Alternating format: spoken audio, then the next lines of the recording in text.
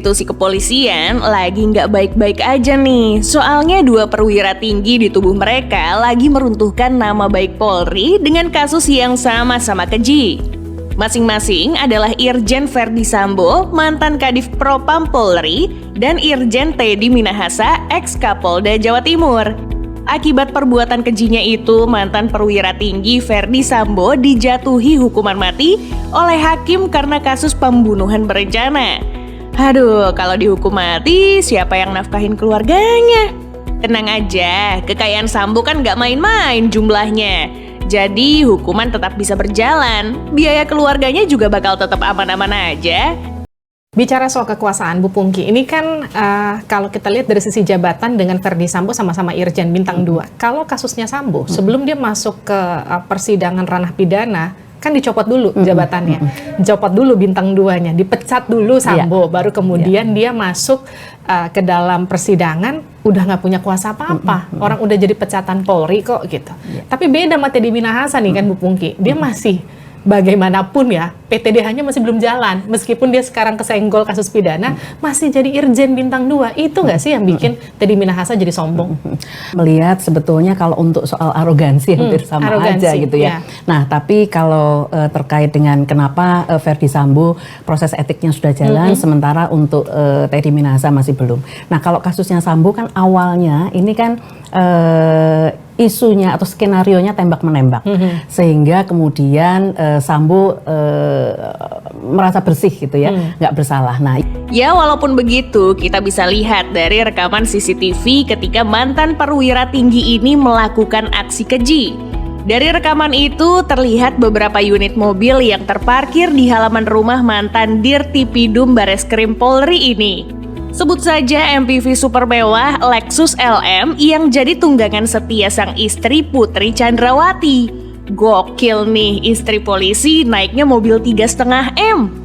Itu baru satu, belum lagi dengan Lexus RX yang juga dipakai oleh rombongan Sambo. Kalau anaknya perlu biaya kuliah, tinggal jual aja nih Lexus RX-nya. Harganya aja nyampe 1,5 miliar rupiah. Cukup lah dipakai sampai lulus. Melihat yang hadir di sidang ini adalah rekan-rekan kita dari kejaksaan. Apakah memang ada terjadi penggantian tim? Karena di luaran kita dengar terjadi penggantian kejaksaan, diturunkan jaksa-jaksa dari Kejaksaan Agung. Mungkin terlalu berat melawan pengacara, saya nggak tahu. Tapi mohon majelis kami berhak tahu, hanya pengen tahu aja surat tugasnya apakah benar itu. Sebagian saya lihat ini dari jaksa dari Sambo, kasus Sambo. Kami hanya ingin tahu aja Pak. Baik. Timnya ini dari mana? Kejaksaan Agung ini semua diterjunkan. Oke. Baik. Itu salah satu informasi yang kita terima dari penasihat hukum terdakwa. Apakah memang benar dari penuntut umum ada penambahan tim atau pergantian tim? Kalau bisa dipertunjukkan kepada kami surat tugasnya, walaupun sebenarnya jaksa itu adalah satu. Nah, itu sepakat kita. Baik, silakan. nah kemudian ketika ini terjadi ada kecurigaan termasuk pihak keluarga almarhum Joshua juga sudah mengangkat isu itu, ada kecurigaan bahwa ini nggak benar, tembak-menembak ini pasti disiksa, dianiaya, seperti itu. Nah, maka kemudian Bapak Kapolri segera membuat tim khusus, jadi cepat menyikapi, kemudian diperiksa semua. Nah, dari situ kemudian ketahuan bahwa ternyata ada kejanggalan-kejanggalan. Nah, dari sini kemudian karena ini melibatkan banyak orang, kemudian diproses cepat etiknya karena pucuk pimpinannya kan Verdi Sambo, gitu ya. Nah, oleh karena itu sidang etiknya cepat dan dia bisa langsung diproses. Gitu, nah, kalau Teddy Minahasa pidananya dulu yang kena dia. Jadi pada waktu itu sudah langsung dia diamankan oleh Propam, terus kemudian diperiksa Propam, kemudian kena pidananya ya.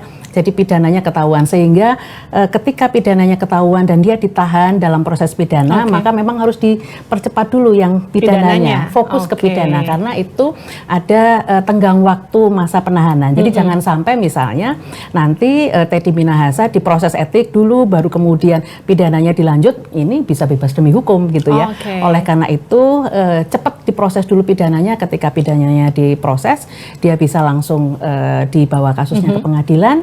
Nah, dari situ nanti ketika kasusnya sudah selesai, baru akan sidang etik seperti itu. Jadi beda treatment. Bedanya itu ya.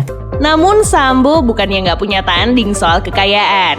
Masih ada Irjen Teddy Minahasa Putra yang menyandang status sebagai polisi terkaya di bumi Nusantara versi LHKPN. Sayang, nasibnya juga sama kayak Sambo.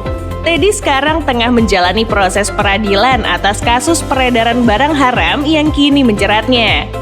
Teddy sendiri melaporkan LHKPN-nya dengan nominal nyaris mencapai 30 miliar rupiah. Gaji polisi kan... udahlah. Kita udah ratusan kali bahas perbandingan gaji sama kekayaan, rasanya sedikit banget yang masuk akal. Anggap aja punya bisnis sampingan lah ya.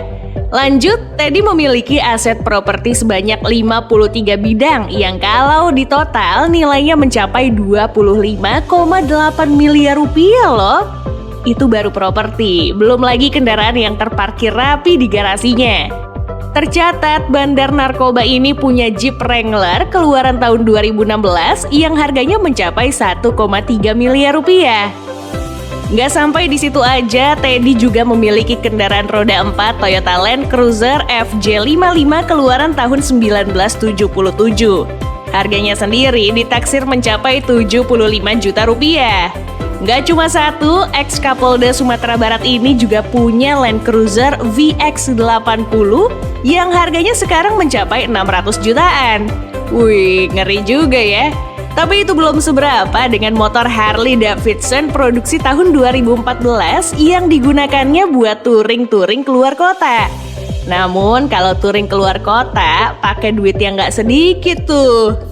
Tenang aja, doi punya nih harta bergerak lainnya sebesar 500 juta rupiah ditambah dengan surat berharga senilai 62,5 juta rupiah serta kas dan setara kas sebesar 1,6 miliar rupiah. Waduh, bapak-bapak ini emang gak puas ya. Pangkat udah bintang 2, jabatan udah tinggi, duit udah banyak. Kok malah ngasih contoh yang gak baik sih? Sampai lupa. Iya ya, manusia kan gak ada puasnya. Untuk mempertanggungjawabkan perbuatannya, baik Sambo maupun Teddy harus menjalani proses persidangan. Terbaru, mantan ketua Harley Davidson Club Indonesia 1 ini mencuri perhatian halayak saat sidangnya disiarkan ke publik. Kalau melihat laganya di persidangan, kayaknya hukumannya bakal semakin berat deh. Pasalnya sifat yang arogan masih terbawa di persidangan. Buktinya seringkali dirinya menggunakan nada tinggi untuk mengintimidasi saksi-saksi yang dihadirkan oleh jaksa penuntut umum. Tolong jawab, nggak apa-apa. Apakah penyidik? Bukan, Pak. Terus apa yang berubah ini?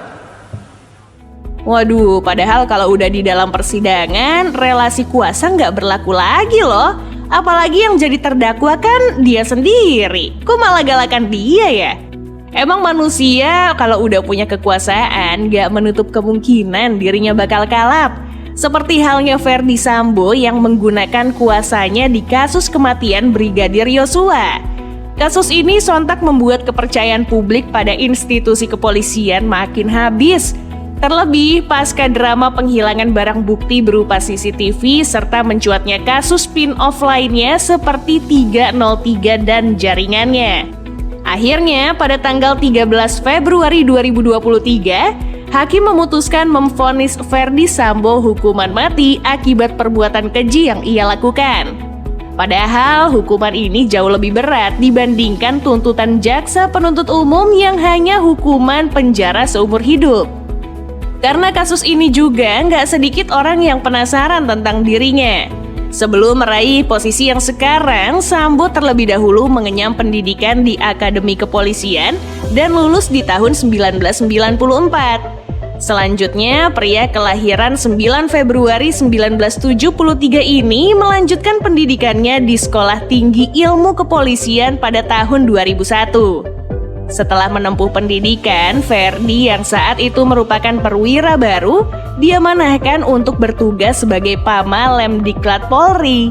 Dari jabatan inilah yang jadi batu loncatan Ferdi sebagai Kapolres Purbalingga, Jawa Tengah pada tahun 2012. Setelah masa jabatannya berakhir, ia didapuk sebagai Wadireskrimum Polda Metro Jaya di tahun 2015 silam.